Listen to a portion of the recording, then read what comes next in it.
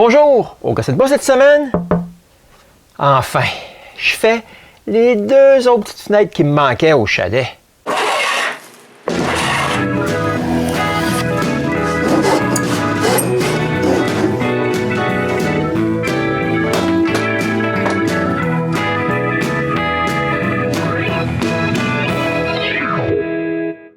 Ben, si vous me suivez depuis longtemps, vous savez que j'ai déjà fait des fenêtres au chalet en 2013.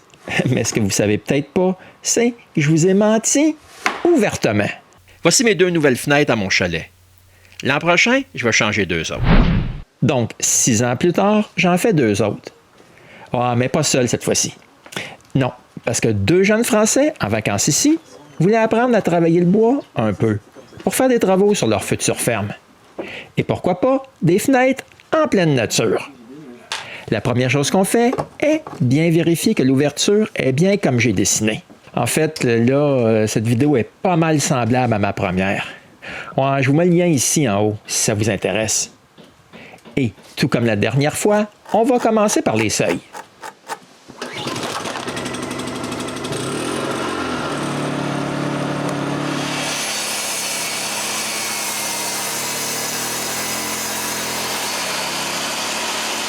Après la première coupe, je trace un des angles du seuil.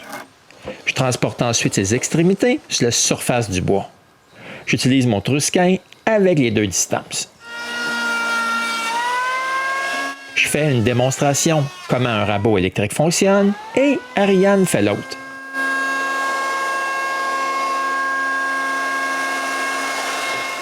Et maintenant, c'est le temps de mettre ça un peu plus beau. Ouais, mais c'est pas fini ce seuil-là. Il reste le bas. Je coupe l'angle de 10 degrés. Je marque la fin de l'autre bout et on est de retour avec les outils à main. Encore une fois, je fais une démonstration, puis Ariane et Thomas créent l'angle du bas du seuil. Parce que tu comprends, si c'est croche... Ah, c'est pas mal moins épuisant quand on fait juste regarder. Maintenant que c'est fini, je peux couper des planches pour les cadres qui seront fixés au chalet.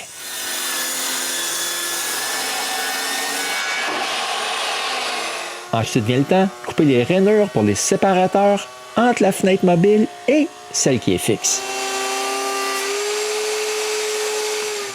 Ensuite, on est prêt à couper tout ça à bonne longueur. Ouais, mais avant, j'aiguise ma scie. Parce que ça fait un bon petit bout de temps que je ne l'avais pas faite. Après une démonstration, c'est le temps de passer la scie à mes invités. Et ici, vous pouvez bien voir qu'ils ne sont pas d'ici. Parce que moi, je suis en t-shirt et en short, et eux, en manteau d'hiver et tuque. Ah, mais on n'a pas fini. On doit faire les feuillures du haut des 2 côtés sur le cadre. Après, on peut enfin couper le seuil à sa forme finale.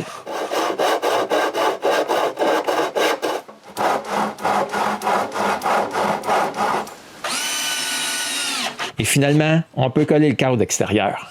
Avec un peu d'aide, ça va assez bien. Et à la fin de notre première journée, j'ai les 2 cadres extérieurs de mes fenêtres.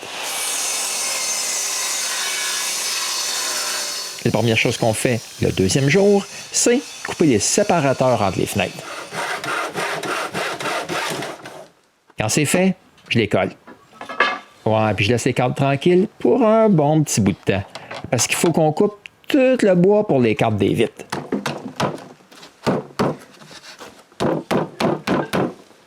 Ouais, mais avec une température de moins de 10 degrés, même moi, je dois mettre une petite laine.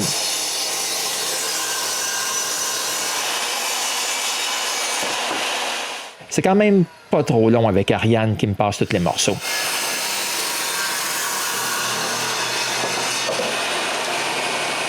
Quand c'est fini, je peux enfin faire ma génératrice et le reste est tout fait à la main.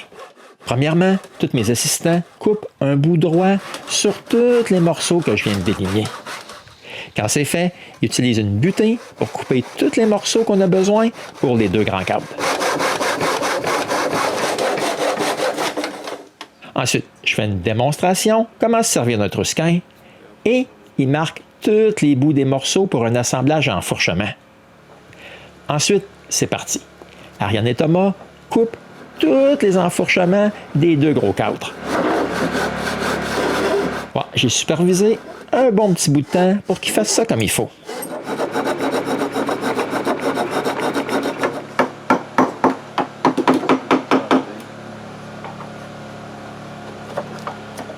Et quand ils ont un cadre de terminé, je coupe la mortaise au centre pour le séparateur. À 3, le travail avance pas mal plus vite. En plus, là, il commence à prendre un peu de vitesse. J'assemble le premier cadre, je marque l'endroit où je dois couper des feuillures et je les coupe pendant que les assemblages du deuxième cadre sont en train de se faire.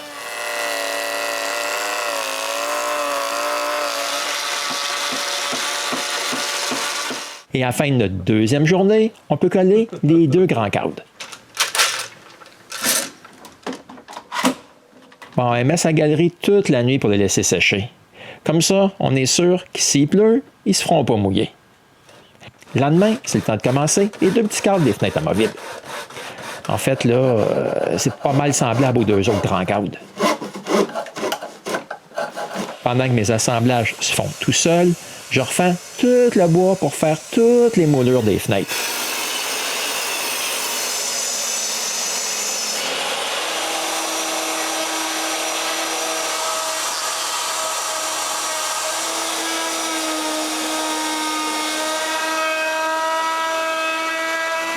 Ah, mais malheureusement, il commence à pleuvoir. Il faut tout entrer dans le chalet et nettoyer les sciures sur le trottoir. En dedans, il n'y a pas autant de place, mais on peut quand même continuer le travail. J'installe les outils électriques sur la galerie et comme ça, je peux faire les feuillures des cadres. On colle les 2 petits cadres et en attendant que la colle sèche, c'est le moment idéal pour mettre les coins des ouvertures de fenêtres des grands cadres carrés.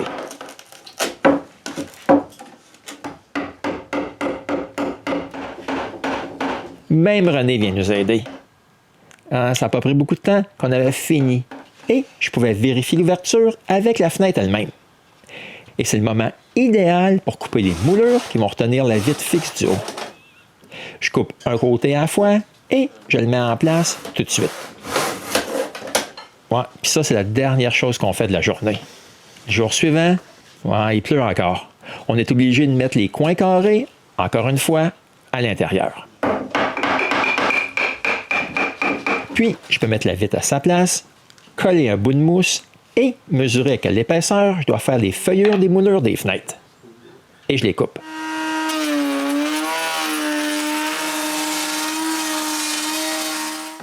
Pendant que je coupe les feuillures, l'autre cadre, il se finit tout seul.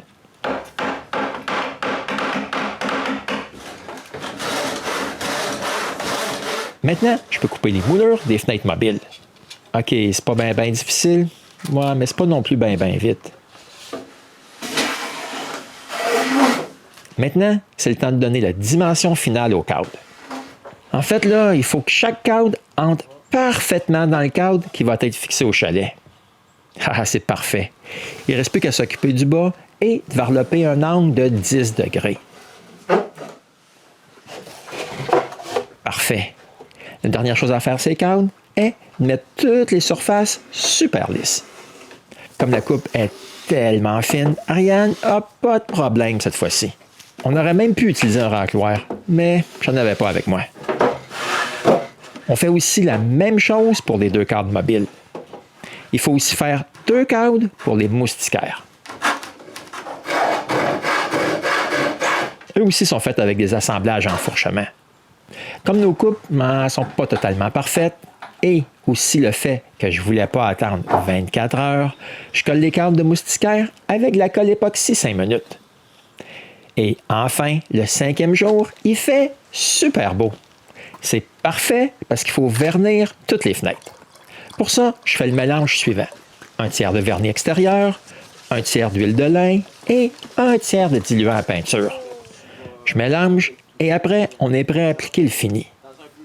Une chose qui est sûre, là, C4A, ça va super vite. Quand on a fini la première couche, il y a des morceaux de fenêtre partout. On applique 2 couches cette journée-là. Ah, mais le lendemain, Ariane et Thomas doivent nous quitter.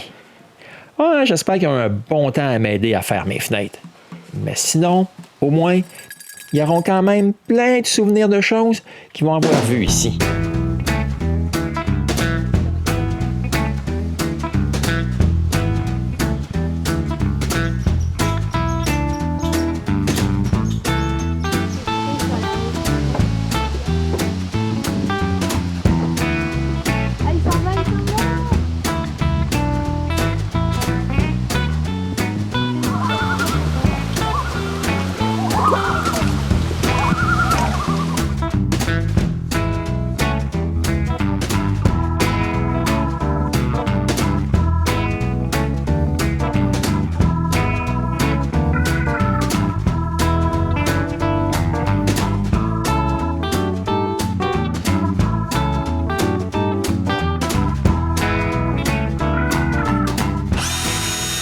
Ah, mais c'est quand même pas fini. Je dois les installer maintenant. La première chose que je fais, c'est de fixer des languettes en biseau qui scellent les 2 cadres ensemble. Je commence par visser celle au cadre mobile. Ensuite, je mets le cadre à sa place et je trouve l'endroit où je dois visser l'autre languette au cadre fixe.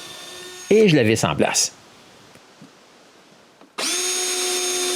Ensuite, je vais aussi percer les trous pour les baguettes qui vont retenir le cadre mobile en place. Ouais, juste un petit espace entre la baguette et le cadre.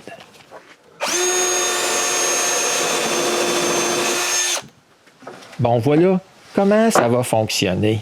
Ah, super! Ouais, mais je ne suis pas encore prêt à installer les fenêtres parce que je dois faire les moustiquaires. Et je dois aussi installer les vitres dans les cadres mobiles. Donc, après avoir mis la mousse d'étanchéité, je mets la vitre et j'installe les moulures que j'ai faites.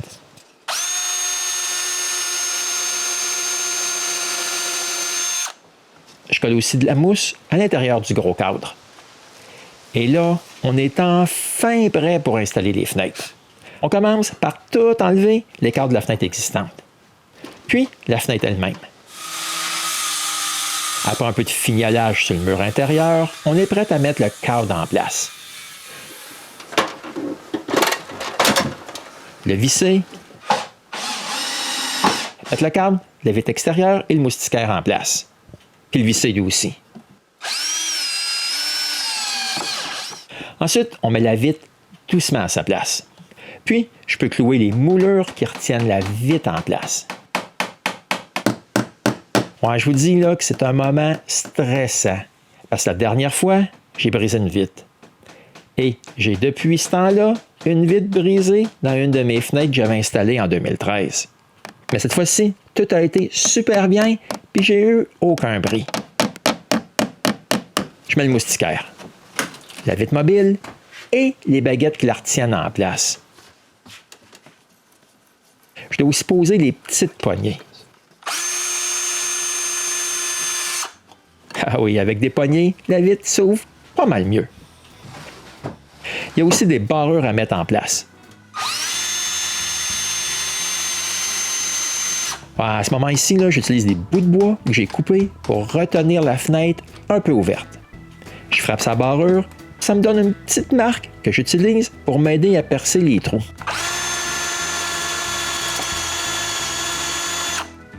Avec ces trous-là, je peux maintenant laisser la fenêtre ouverte un peu ou beaucoup. C'est pas mal utile. Maintenant, l'installation est presque terminée. Ah, mais je dois boucher ce trou-là. Pour ça, j'utilise de la laine isolante faite exprès pour cette tâche. Bon, j'ai juste à pousser dans la fente entre le mur et le cadre. La toute dernière chose à faire est de réinstaller les moulures qui étaient originalement là. Et ma première fenêtre est installée. Maintenant, je vais faire la même chose pour l'autre.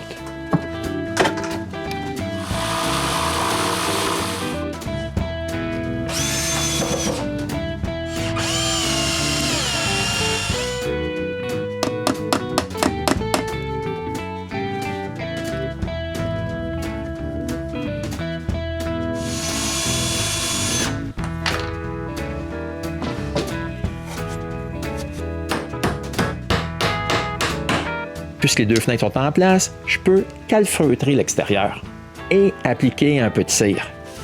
Moi, je ne suis pas sûr que c'est nécessaire, mais elles sont encore plus faciles à bouger maintenant. Et René fait la toute dernière chose qui reste à faire. Bon, c'était comment j'ai fait mes 2 nouvelles fenêtres au chalet. Et merci à Ariane et Thomas pour leur aide précieuse. Maintenant, après 6 ans, j'ai enfin les 4 petites fenêtres pareilles au chalet. OK, j'espère que je ne vous ai pas trop ennuyé avec un épisode pas mal semblable à une que j'avais déjà fait. Mais je voulais partager ma joie d'avoir enfin 2 autres fenêtres en cèdre au chalet. Et j'espère vous revoir bientôt pour un autre épisode du Gosseux de bois.